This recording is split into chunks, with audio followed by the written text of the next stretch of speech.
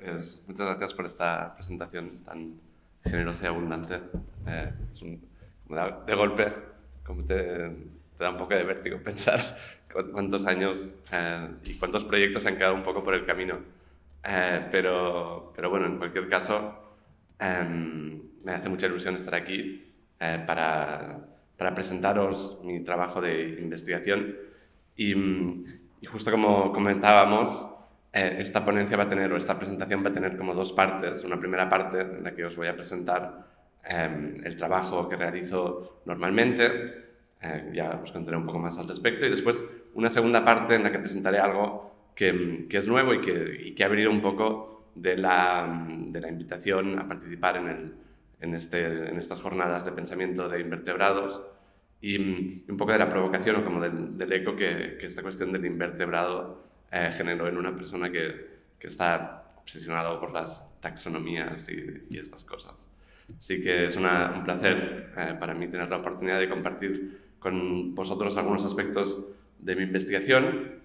Yo diría que de una forma muy sintética, a mí me interesa esta historia de los sistemas de clasificación del conocimiento, una historia larga que diría que cada vez más va desde la prehistoria o desde el tiempo profundo hasta el presente, e incluso intuyendo algunas de las formas en las que estas tecnologías clasificatorias están perfilando nuestro futuro. Pues, de una forma general, ¿no? Me interesa cómo se sustituyen algunos de los grandes marcos de interpretación y comprensión del mundo, cómo cambian las maneras de organizar la abundancia de objetos, experiencias, organismos, formas. Dicho de una forma todavía muy general, me fascina aquello que cae fuera de esos sistemas, todo aquello que excede o es irreductible también, todo aquello que no puede ser asignado a las categorías que nos damos y que existen, aquello que no puede ser recuperado, etc. Bueno, pues estos excedentes están en el centro de este trabajo que publiqué el año pasado en la editorial Siruela, que se llama El arte del saber ligero, una breve historia del exceso de información. Y de hecho hay un fenómeno raro en la producción de libros, o por lo menos uno que a mí me está afectando de una forma a la vez, o sea, muy positiva y como también generando una cierta extrañeza, que es que el tiempo en el que uno realiza la investigación, o el lapso que hay entre el tiempo que uno realiza una investigación y la ve publicada en libro, es a veces enorme, ¿no? De hecho, este trabajo yo lo empecé en 2012 en París, lo terminé la primera versión en 2014 y después se quedó unos años como en un cajón, después lo reescribí pensando que quería hacer un libro, después no salió ese proyecto, después como hubo una nueva oportunidad y como acabó tomando esta forma. Pero claro, a mí me choca pensar como ese momento de 2012, ¿no? En el que yo justo estaba empezando mi máster en París, y el momento presente en el que este libro sale, cómo se conectan y qué vínculos se crean entre estos dos momentos, ¿no? Yo creo que cuando yo empecé esta investigación era justo, al menos para mí, el momento en el que empezábamos a oír hablar de cosas como el análisis masivo de datos, los centros de datos o las redes neuronales, inteligencia artificial. Evidentemente, todas estas cuestiones, después, al haberme interesado más en esta historia, ves que tienen una historia larguísima, ¿no? Y que, o sea, hay quien las lleva al siglo XVII, hay quien las lleva a principios del XX, hay quien las lleva como al final de la Segunda Guerra Mundial. Pero sí que es cierto, y yo creo que esto es una experiencia que tal vez todos podemos compartir, que alrededor del 2012, yo creo a raíz de pues, la nueva preeminencia de las redes sociales, el hecho, yo siempre pienso como en 2012 no había WhatsApp, como que mi vida ha cambiado tanto a través de esto. Como a raíz de todo eso, se saturó mucho el discurso alrededor del exceso de información, ¿no? Y de cómo reaccionábamos al exceso de información. Y yo lo que me propuse era hacer un ejercicio un poco de descontextualización de este discurso y pensar que, bueno, que al fin y al cabo exceso de información había ahora, pero había habido siempre, ¿no?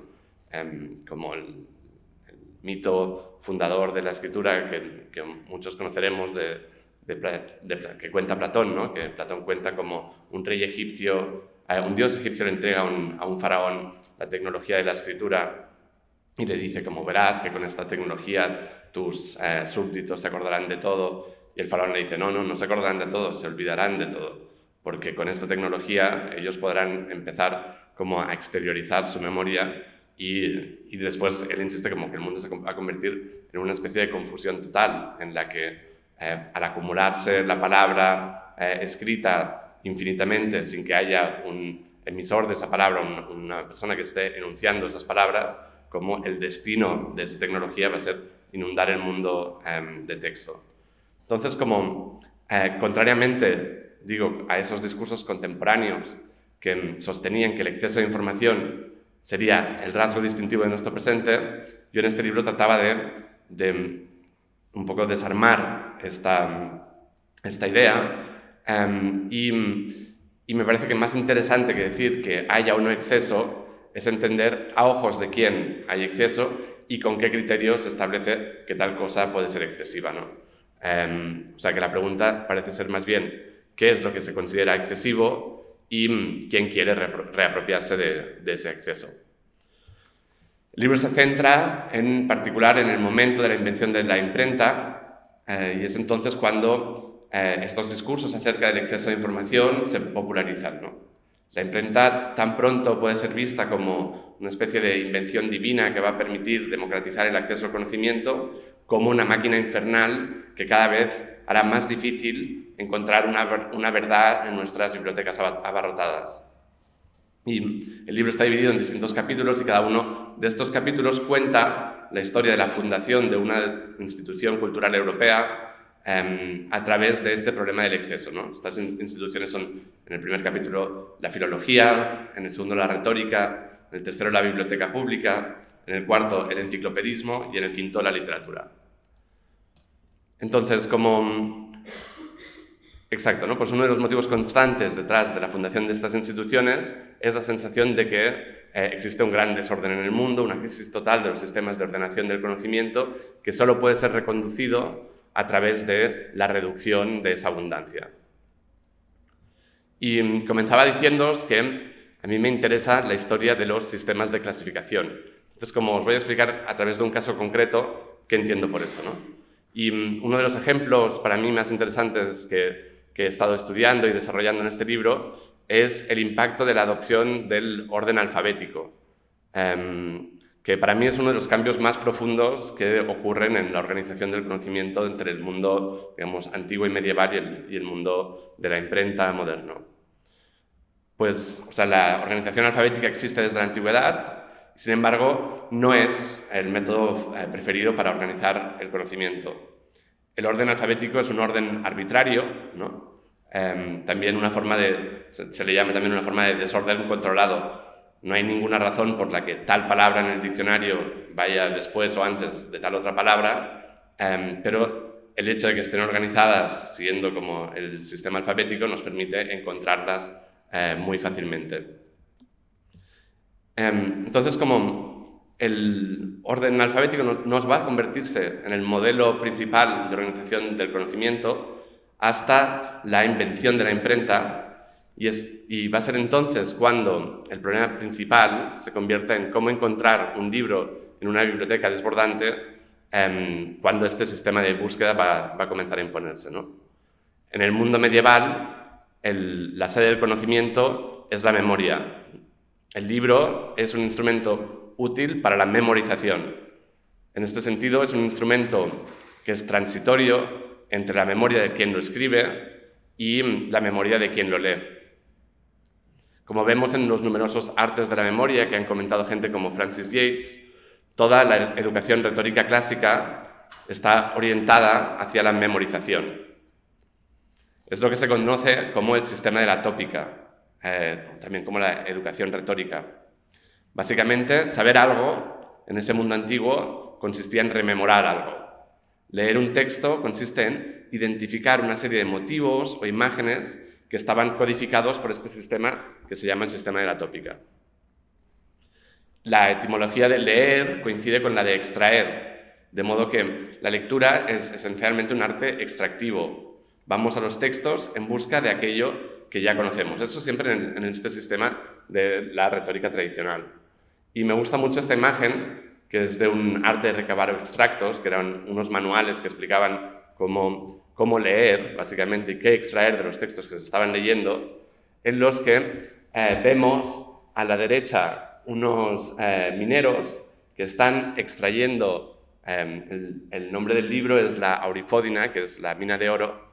Entonces estos mineros podemos imaginar que están extrayendo oro de esta mina, y a la derecha hay un copista, ¿no? Entonces lo que estamos viendo en esta escena son una imagen de los compiladores, que son unas figuras muy interesantes como en este periodo, como a caballo entre la época premoderna y la época moderna, que se dedicaban a realizar síntesis de biblioteca o bibliotecas portátiles. Ellos en realidad están haciendo esa minería en la biblioteca, es decir, en un lugar en el que hay un conocimiento vastísimo, y van en busca de las pequeñas pepitas de conocimiento, las pequeñas tópicos o imágenes que van a tratar de ir colectando y que el escritor, digamos el copista que vemos a la izquierda, va a reproducir en sus libretas, que estas libretas después se ponían en circulación como bibliotecas abreviadas o como compilaciones, también como protoenciclopedias. Y después también siempre me ha parecido interesante que estos mineros, yo creo que es como la primera vez que se representa algo así como el data mining, ¿no? Pero bueno, entonces en este mundo de la retórica clásica, cuando se prepara un texto, de lo que se trata es demostrar que se han digerido bien los tópicos que se han ido leyendo, ¿no? Aquí las metáforas dietéticas abundan. Se van los textos como las abejas van a la miel o van a las flores para extraer el polen que les permitirá refinarlo y refinar ese polen y fabricar la mejor miel, ¿no? En el sistema de la tópica, entonces, producir un texto implica reproducir fundamentalmente los motivos que se han asimilado previamente. El texto guarda siempre una relación de similitud con lo que se ha leído, un parecido como similar al parecido entre miembros de una familia. Esta cuestión del parecido familiar, de la similitud o de la simpatía también, es central en este sistema de conocimiento. Y realmente pensar en la supervivencia de esta forma de captar el mundo es algo como que me fascina y en lo que voy a seguir trabajando. Bueno, pues el hecho de que la memoria y no la biblioteca sea la sede del conocimiento hace que las cosas tengan asignado un lugar estable en una jerarquía fija. Es lo que vemos en este tipo de reproducciones. El conocimiento tiene una dimensión cosmogónica, es algo así como una geografía mental que se puede transitar a través de la rememoración y que, como decíamos, es la operación fundamental del conocimiento. Y me interesa particularmente esta cosmogonía de un pensador naturalista esotérico, Robert Fludd, en el que la totalidad del universo está representada bajo esta idea importante que es la gran cadena del ser. Volveré a ello. De alguna manera, la gran cadena del ser es una prueba de la racionalidad de la creación divina en ese universo, del orden del mundo. Esta idea solo tiene sentido dentro de un régimen de conocimiento en el que la disparidad de las cosas vistas y leídas está asentada en estos diagramas que después pueden ser memorizados y reproducidos. Pero con la llegada de la imprenta y el paso de un ecosistema cultural en el que había pocos libros a uno en el que hay una gran abundancia de papel impreso, la memoria deja de ser la sede principal del conocimiento para ser sustituida por el libro y por la biblioteca. A partir de este momento se pueden producir libros de manera abundante y ya no es necesario delegar en la memoria en tan buena medida, sino que de lo que se va a tratar es de crear bibliotecas o sistemas que permitan ubicar el conocimiento en una biblioteca que va creciendo, va creciendo, va creciendo. Entonces, como ahí vemos el surgimiento, no sé si tanto el surgimiento, pero la consolidación del orden alfabético, ¿no? Los primeros índices alfabéticos los encontramos alrededor de la cultura libresca, escolástica de las universidades del siglo XIII y en el fondo estos índices lo que nos dicen es que el libro ha cambiado de función, ¿no? El libro ya no es este objeto transitorio entre la memoria de dos personas, sino que es un almacén en el que se está depositando la información, es algo así como una memoria exterior, y uno tiene ciertas tecnologías, que son en este caso la alfabética, que le permite ir a buscar la información en esos libros, ¿no? Entonces, una cosa que me parece interesante aquí es que esencialmente la imprenta fue una tecnología que nos enseñó a olvidar más que a rememorar, ¿no?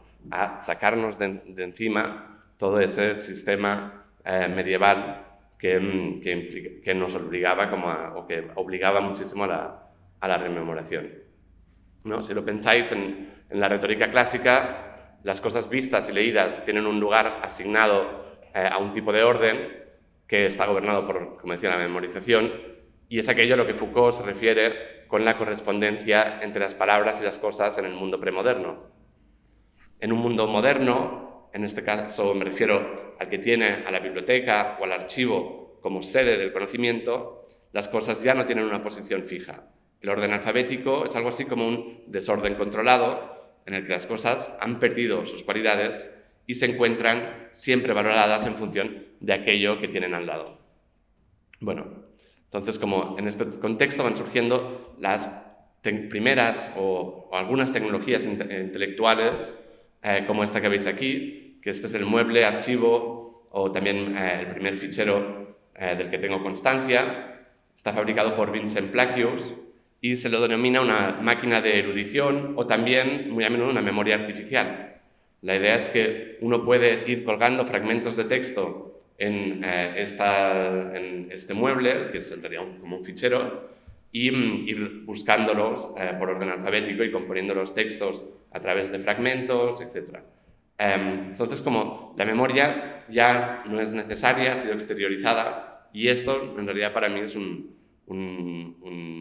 mueble que cumple esa función, ¿no? Y como para cerrar esta primera parte, solo decir como que, claro, una cosa como el desarrollo del capitalismo es inimaginable sin este cambio entre las estructuras de clasificación, ¿no? Como la idea de que pueda existir tal cosa como un régimen de acumulación infinita es imposible en un sistema que reposa sobre la memoria. O sea, el orden alfabético en realidad surge en combinación con toda otra serie de fenómenos, entre ellos la imprenta, como que también podríamos hablar de las tecnologías venecianas como los libros de cuentas, etcétera, que van a permitir como el andamiaje material para el desarrollo del capitalismo. Bueno, entonces como espero que esto sirva como ejemplo típico de mi investigación, como a través del estudio de cómo cambian los sistemas de clasificación, de la memotecnia al alfabético, podemos ver la sustitución de dos regímenes del saber que son profundamente distintos y que de alguna forma nos abren o dan posibilidad a mundos que se parecen muy poco. Como este tipo de investigación, como lo he seguido haciendo y en mi tesis doctoral, que he terminado recientemente, he estudiado el surgimiento del que para mí es otro de estos grandes marcos, que es la organización del conocimiento a través del contaje de citas, ¿no? Esta idea con la que todos somos súper familiares ya, que son las cosas más relevantes, aquellas cosas que tienen un mayor número de citas. Entonces, como esto es una transformación que viene de principios del siglo XIX y como que yo he estado rastreando a través de trabajar en archivos y como de identificar dónde surge y tratar de llevarlo hasta el presente. Empieza como en el mundo legal, después está en el mundo académico, después se adoptan los principios de Internet, Google, las redes sociales, etc. Y hay una historia intelectual de esto, pero a mí me interesa más bien lo que sería una historia social de esto, que es, y esta tecnología, cómo cambia el mundo y que hace posible, del mismo modo un poco que el orden alfabético hace posible ciertas cosas y el orden de la memotecnia hacía posibles otras, ¿no? Entonces estos son problemas que son bastante grandes y que tienen la virtud de mostrar cambios profundos en nuestra epistemología a través de algo muy concreto que son las prácticas de indexación. Pero a veces pienso que esta escala panorámica, que pone en el centro grandes cortes epistemológicos, no permite ver el poder real, concreto, que la taxonomía tiene, ¿no? todo el peso que albergan ciertas distinciones, las cargas morales y afectivas con las que la taxonomía está investida, las maneras en las que literalmente la taxonomía parte el mundo por la mitad, dejando a unos y a otros de lados opuestos de la clasificación. Entonces, aunque parezca que la taxonomía ocurra en el mundo de las ideas, en realidad es algo que es muy real y que adquiere una fuerza de ley en el mundo social, tanto en el mundo social como en el mundo natural, ¿no?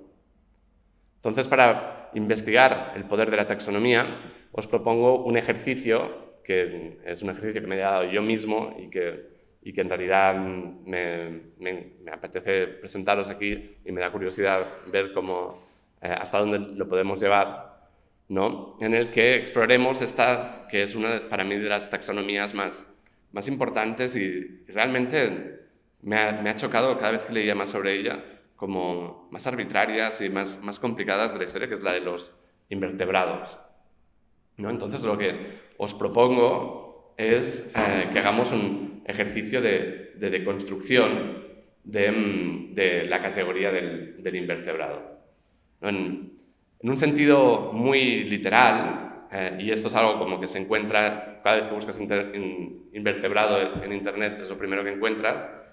Nadie considera que esta categoría tenga ningún sentido.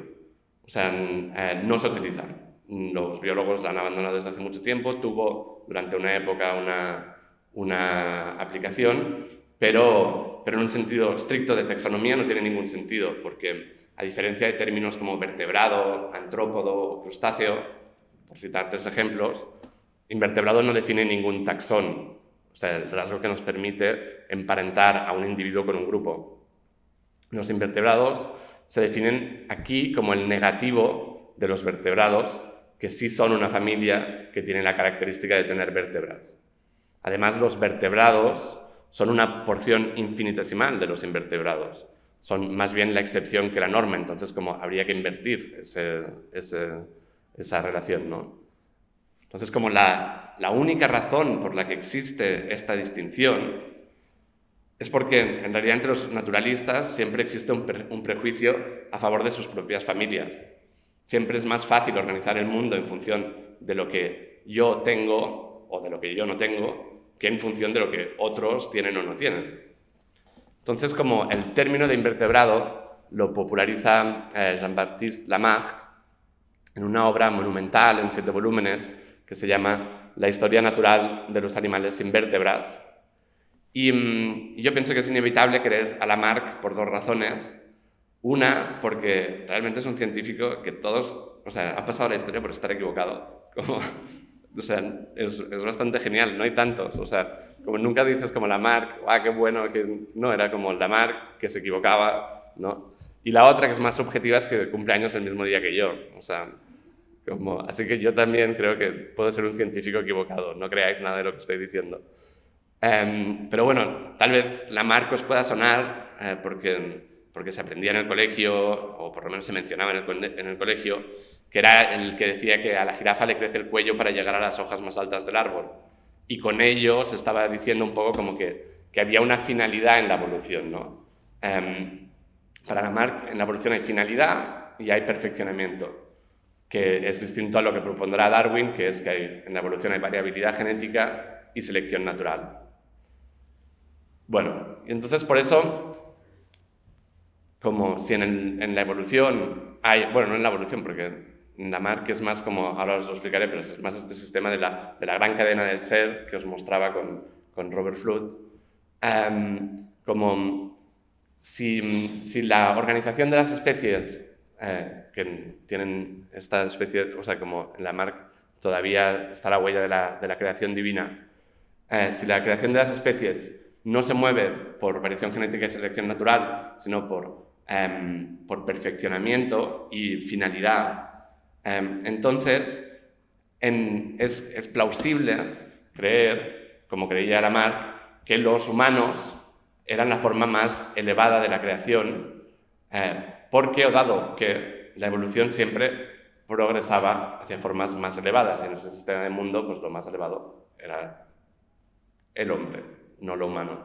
porque, lo lo que dice o sea, ahí tienes toda la historia como bíblica de que la mujer ya es una primera copia del hombre, ¿no? Entonces, tal vez hubiera sido preferible que Lamarck mantuviera la clasificación que existía antes que la suya, que era la clasificación de Linneo, que sostenía que no había tal cosa como los invertebrados, lo que había eran insecta y vermes, ¿no? Insectos y gusanos, que es como se llamaba la plaza de Lamarck en el Museo de Historia Natural de París. Aunque tampoco esa clasificación funciona, porque de estos dos taxones vermes ya no existe, y de las 6 categorías que incorporaba esta categoría, que eran intestina, molusca, testácea, litofita y zoofita, solo se mantienen los molusca y el resto ha sido dividido en numerosas filias. Entonces, como iba diciendo, ¿no? Lamarck es uno de los últimos naturalistas que propone un sistema del mundo que todavía se parece a este, y en el centro de la creación está lo humano, y toda la creación se distribuye según un juego de semblanzas en el que cuanto más parecido es un ser a lo humano, más perfecto es. Y me interesa apuntar también que en esta imagen el hecho de que en el centro de la creación está un hombre erguido de pie. No sé si lo veis, debajo de la figura divina está erguido. Entonces, como en este mundo premoderno existe una conexión entre todas las cosas a través de lo que antes mencionaba, que eran el juego de las simpatías y las antipatías, las correspondencias. La ciencia, en buena medida, consiste en tratar de desentrañar las correspondencias entre las cosas y, como indican las palabras simpatía, antipatía, el conocimiento tiene una dimensión empático, tiene que ver con restaurar las tendencias, los movimientos, las mociones y emociones que existen en el orden natural. Pues una versión algo más desencantada, pero que sería más familiar para Lamarck de ese sistema, es la escalera que estáis viendo aquí, que es la que se denomina la escala de la naturaleza de Bonnet, de Charles Bonnet, y que Lamarck conocía y trabajaba con ella.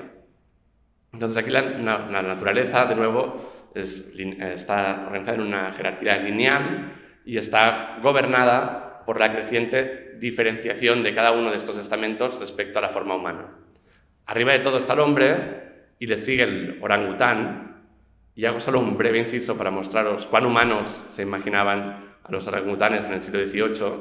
Aquí tenéis el dibujo de un orangután de Borneo y fijaos en el aspecto humanoide, ¿no? La frente baja, la nariz ancha, los labios en forma de hocico y el dedo gordo ponible, que son características estereotipadas del simio humano.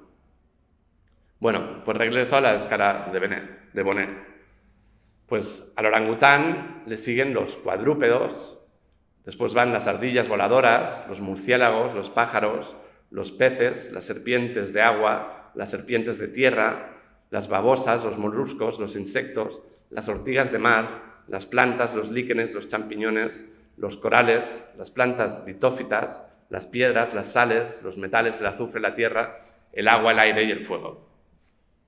Lo que podemos ver como en esta cadena del ser imaginada por Bonnet, y que en realidad esto era la ciencia punta del siglo XVIII, es que una cosa, podemos ver muchísimas cosas distintas aquí, pero una sobre la que quiero llamar la atención es como que la idea de que Darwin se inventa la evolución no es bien cierta, ¿no? O sea, como la idea de que existe una continuidad entre los seres vivos está formulada en todos los tratados de historia natural e incluso en las obras mitológicas como las Metamorfosis, donde se establece esa radical continuidad en las formas de todo lo viviente.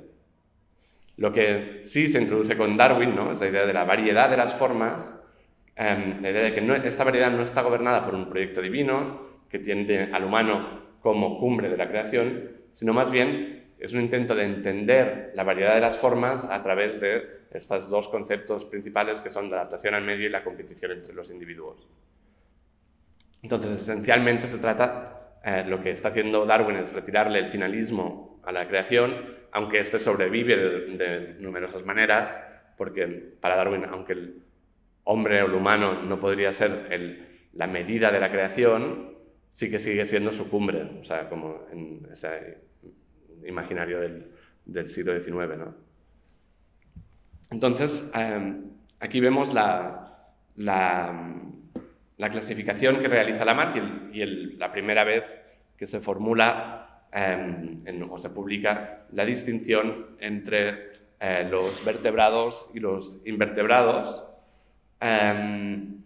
Es una distribución general y divisiones primarias de los animales que se presenta al final del primer tomo de la historia natural de los invertebrados. Ese primer tomo, en realidad, no habla apenas de los invertebrados, habla sobre todo de los animales inteligentes. Y, bueno, dentro de estas distinciones, ¿no? Lamarck distingue entre los animales apáticos, los sensibles y los inteligentes. Y dice de los apáticos que incluyen como a los pólipos, los gusanos. Dice que no tienen ni cerebro ni masa medular, que no tienen una espina dorsal, que no tienen sentido, sus formas son extremadamente variadas y no tienen articulaciones. Los animales sensibles, en cambio, entre los que están los insectos, las arañas, los crustáceos, los moluscos, dice que estos sí que tienen ideas tienen ideas, pero que son más bien como percepciones de los objetos que pueden que no pueden combinar entre ellas, y no tienen columna vertebral, tienen un cerebro y una masa medular alargada, pero no tienen propiamente un cerebro como los vertebrados, y tienen un exoesqueleto y son simétricos. Y después está la categoría de los inteligentes, que supongo que el más inteligente es Lamarck, en el que estos sí que sienten, tienen ideas que pueden transmitir, ejecutan operaciones entre esas ideas y tienen distintos niveles de inteligencia. Disponen de una columna vertebral, un cerebro y una médula espinal, tienen distintos sentidos, un esqueleto interior y tienen simetría. Como vemos, la cuestión principal es si los animales tienen o no tienen columna vertebral. Y esto lleva a Lamarck a trazar una distinción crucial, que es la que veis aquí, entre la de los animales con vértebras y los animales sin vértebras, ¿no? Ese es como el parteaguas que después de este momento se va a convertir en la clasificación preferida por los naturalistas durante muchísimo tiempo.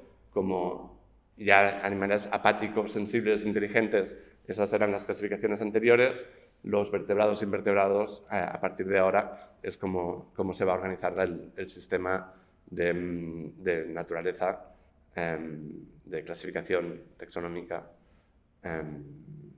Bueno, y eso que se sigue aprendiendo en las escuelas, ¿no?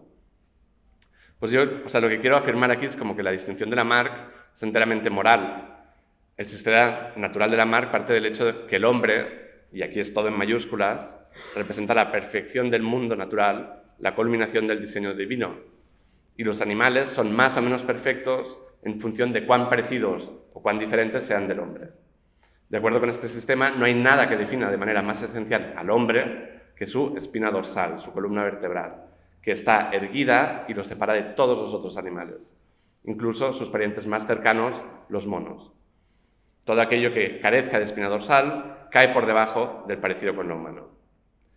En realidad, todo el humanismo clásico se basa en esta distinción anatómica. Aquello que distingue al humano de todas las demás criaturas es que anda erguido sobre sus piernas. Es lo que Platón denomina el bípedo implúmeo, la idea de que el humano se alza por encima de la naturaleza, que es horizontal, y se yergue verticalmente porque está hecho a imagen y semejanza de Dios.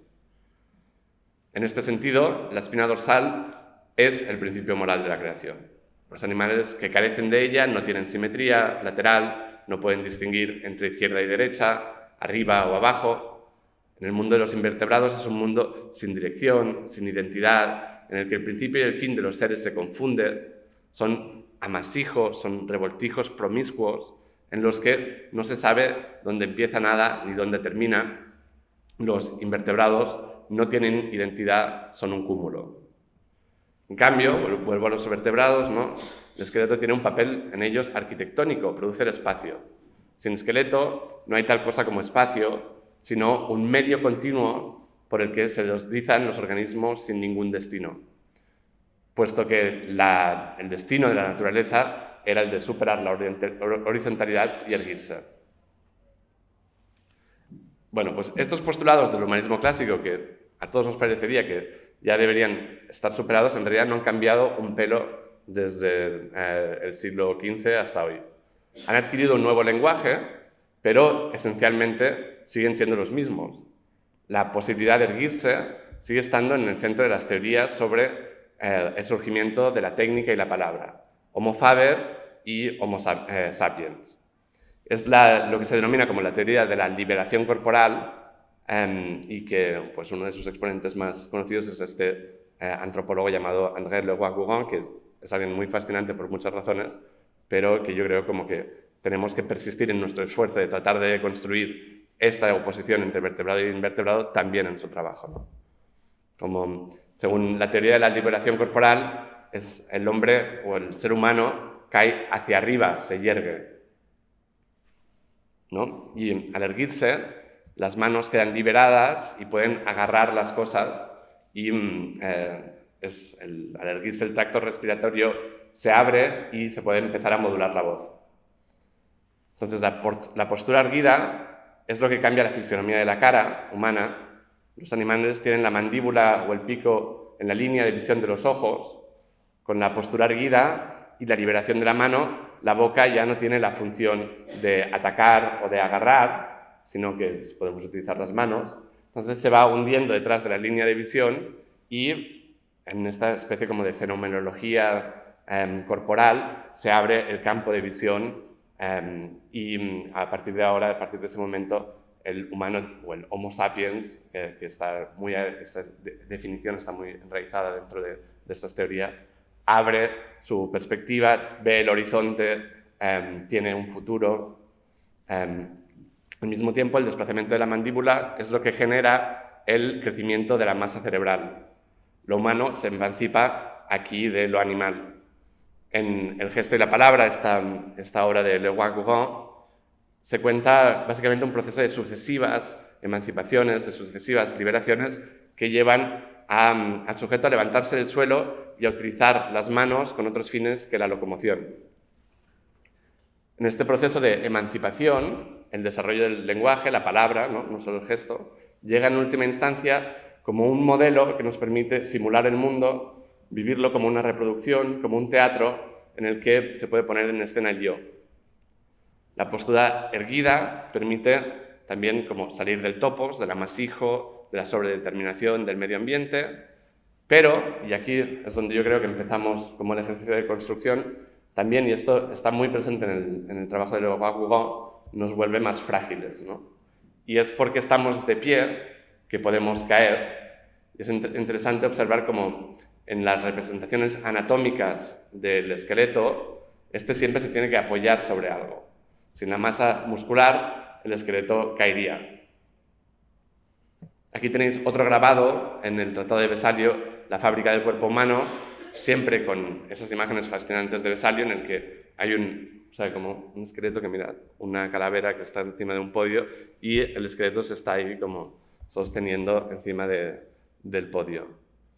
Y del mismo modo, si la masa muscular no tuviera esqueleto, no se sostendría. Y aquí tenemos esta imagen como bastante gore, como de la masa muscular sostenida sobre, o sea, como atada, ¿no? O fijada. Entonces, para los antropólogos y arqueólogos como Leroi-Gourhan, es el momento de alzarse cuando el ser humano empieza su carrera tecnológica. La idea de que la tecnología es una extensión de lo humano, recorre todo este pensamiento y vamos, o sea, aquí nos podríamos detener durante bastante tiempo a discutir todos los pasos de esa idea, pero solo me voy a detener aquí, como ya en el siglo XIX, aquí tenéis, os estáis viendo una imagen del libro Principios de una filosofía de la técnica de Ernst Kapp, un libro de 1877, en el que se muestra lado a lado una sección de un cable telegráfico oceánico y un tejido nervioso. Y al ponerlos lado a lado, Kapp nos da a entender que la telegrafía es algo así como el sistema nervioso distribuido de un planeta que está deveniendo autoconsciente. Una idea que está en mucha de la literatura de la época, como en otros tratados se puede leer como los nervios son el cable de las instalaciones del cuerpo humano, como también podríamos llamar a los cables telegráficos los nervios de la humanidad. En este sentido, el telégrafo fue interpretado como una especie de aparato sensorial global en el que la humanidad era capaz de percibirse a sí misma. Bueno, pues estas extensiones sirven para ponerse de pie, para sostenerse en un mundo en el que el humano siempre está a riesgo de caer.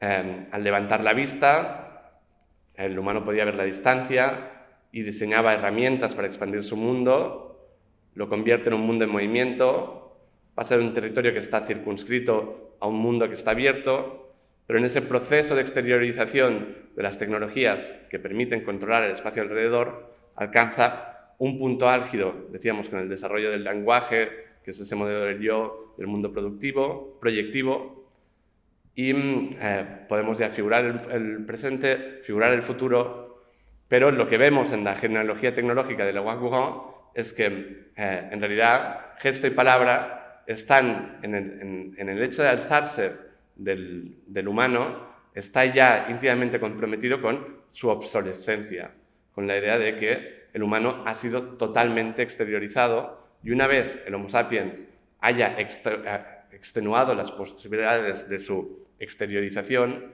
llegará a sentirse cautivo del arcaico aparato muscular que heredó del Paleolítico. Y dice Le Guin hacia el final del gesto de la palabra, libre de las herramientas, gestos, músculos, acciones programadas, de la memoria incluso, libre del mundo animal, del mundo vegetal, del frío y los microbios, del desconocido mundo de las montañas y mares, el zoológico Homo sapiens está acercándose al final de su carrera. Entonces no deja de ser fascinante, según esta historia de la técnica, que la trayectoria del Homo sapiens fuera la de fabricarse una especie de exoesqueleto que le permitiera mantener su situación en el mundo.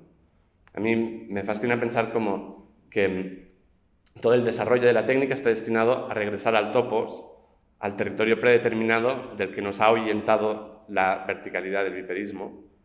Y en última instancia vemos aquí una dialéctica en juego según la cual aquello que permite la emancipación del Homo sapiens termina por sujetarlo y devolverlo de forma inevitable a su forma invertebrada. Y llego ya a la parte final de la charla. La idea de que los vertebrados fabrican un mundo para habitarlo está, yo creo, profundamente equivocada. Forma parte del mismo prejuicio con el que Lamarck despreciaba la autonomía de los invertebrados. Tal vez un ejemplo temprano de esto se encuentra en el último libro de Darwin, que se llama La formación del manto vegetal por la acción de las lombrices. Un libro que, como digo, es un libro poco comentado, en el que Darwin empieza a poner de manera radical en duda su teoría sobre la adaptación al medio, como algo que estaría gobernado por la selección natural.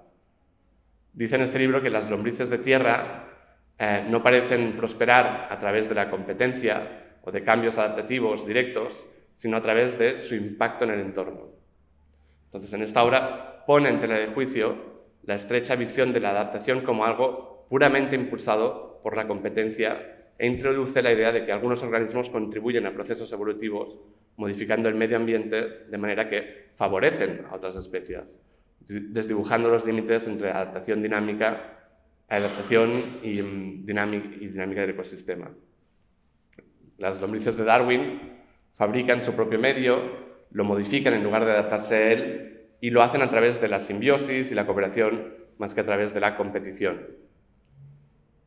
Es tal vez por esta razón que, a pesar de que cuando Darwin presentó esta investigación en la Sociedad Geológica de Londres, el público estaba un poco frío porque el gran teórico de la evolución que se esperaba como que presentara grandes sistemas, en su fase final se quería dedicar solo a estudiar las lombrices.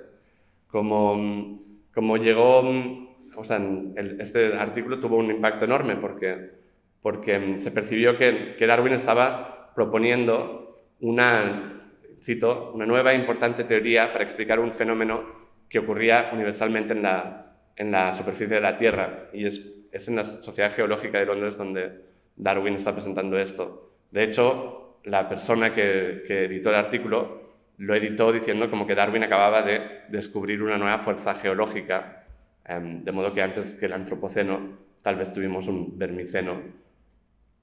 Y llego aquí al punto que me interesa.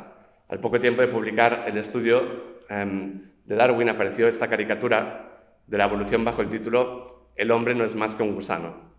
En esta nueva representación de la continuidad evolutiva vemos que el origen de la vida sería un gusano y que ese gusano convertido en serpiente marina sale del agua como la cola de un primate que progresivamente se va a alzar. Parece como si el gusano fuera la espina dorsal que en última instancia culminará en la postura erguida. Y tal vez aquello que se empieza a intuir en este punto es que el esfuerzo por deconstruir la oposición entre invertebrados y vertebrados abre la posibilidad de entender el continuo de las formas no como una superación de distintos estados, sino como una forma de supervivencia. Me encantaría como cerrar con 3 ejemplos de casos en los que se está pensando, yo creo, como más allá de esta oposición, pero de una forma profunda, ¿no? Uno de ellos es el trabajo ¿no? O sea, de lo que se trata es de entender cómo pensar esta radical alteridad, ¿no? En la que el gusano, aquello que en teoría es más ajeno al lenguaje, se convierte en la espina dorsal, que es aquello que en teoría nos da el lenguaje. Y el primer caso que se me ocurre es el de William Burroughs, ¿no? Que sugiere que el simio protohumano se alzó por culpa de o a causa de el lenguaje y no tanto que el lenguaje fuera el feliz hallazgo de la liberación corporal. Y es que para Burroughs el lenguaje es un organismo parasitario que poseyó el sistema nervioso del hablante en algún momento de nuestra prehistoria más remota. La palabra, escribe Burroughs, no ha sido reconocida hasta ahora como un virus porque ha alcanzado un estado de simbiosis estable con el huésped. Lo mismo puede ocurrir con la palabra, dice. La propia palabra puede ser un virus que ha alcanzado un estatus permanente con el huésped. Me estoy repitiendo, perdón. Entonces, como para Burroughs las palabras se propagan a través de nosotros, no las creamos, son autoselectivas y, por tanto, tienen sus propios intereses que no necesariamente coinciden con los nuestros. El lenguaje no es algo que uno decida hacer, es algo que nos sucede. No nos pertenece y nunca nos pertenecerá. Aquí la idea clave es que la palabra invada el sistema nervioso como un parásito, como un gusano. Y después, como otro ejemplo brillante, que yo estoy seguro que todos estaréis familiarizados con pero que es del paso del parasitismo a la simbiosis solo hay un pequeño paso, ¿no? Y la palabra es ahora un virus que sujeta al organismo desde la espina dorsal. Me interesa que la razón por la que hasta ahora no nos habíamos dado cuenta de que el lenguaje era un virus era porque está en total sintonía con nosotros. Además, no podemos decir si el virus ha afectado a otros seres vivos porque podría estar todavía en un estado latente sin manifestarse. La idea de que nuestra espina dorsal no es más que un gusano pone de manifiesto, tal vez de manera metafórica, que convivimos aquello que Lamarck considera la alteridad más profunda. Me interesa la idea de que el lugar mismo del lenguaje verbal está habitado por aquello que es más ajeno a nosotros, el habla. Y creo que la forma de entender la identidad humana y la evolución de Lynn Margulis podría guardar cierta simpatía con esta explicación. Si os acordáis, una de las grandes contribuciones de Lynn Margulis es su teoría de que las células eucariotas, que constituyen todas las plantas, los animales, los hongos y los protozoos, según esta teoría, las mitocondrias, las estructuras productoras de energía de nuestras células, fueron en un día bacterias de vida libre que entablaron relaciones simbióticas con los primeros antepasados de las células procariotas. Eso significa que los humanos somos literalmente una mezcla de nosotros mismos y de antiguos antepasados microbianos. Llevamos ADN bacteriano en cada una de las células, lo que difumina la frontera entre el yo y lo otro. Y podríamos llevarlo más allá y pensar en cómo este modelo de cohabitación articula una crítica a la noción misma de individualidad, ¿no? Todos los organismos están integrados en ecosistemas y dependen de otros organismos para sobrevivir y desarrollarse. Entonces, lo que se plantea aquí es una cuestión sobre los límites del sujeto. Y ya termino con esto. Creo que este ejercicio de construcción de la distinción entre vertebrado e invertebrado nos tiene que llevar, en última instancia, a incorporar otras formas de percepción que las del sujeto y su voluntad, otras formas de comunidad que las de la competición o la adaptación individual al medio, y también otra anatomía en la que no solamente sea el cerebro el que piensa, sino que como los invertebrados reconozcamos todas las formas en las que la percepción es también inteligente. Y me gusta terminar esta charla con este vídeo del documental de Verena Parabel y Lucian Castaing-Taylor, Leviatán, porque siento que estos cineastas están explorando estos estados amnióticos, preconscientes y sublingüísticos, ya no solamente en su trabajo o en su tratamiento de lo humano, sino con el convencimiento de que esta lente es también ecológica, planetaria. Yo creo que tenemos ahí el material suficiente para establecer unas nuevas bases de lo que es una persona que no se basa en su identidad, sino en esa pluralidad. Aquí lo dejo. Muchas gracias.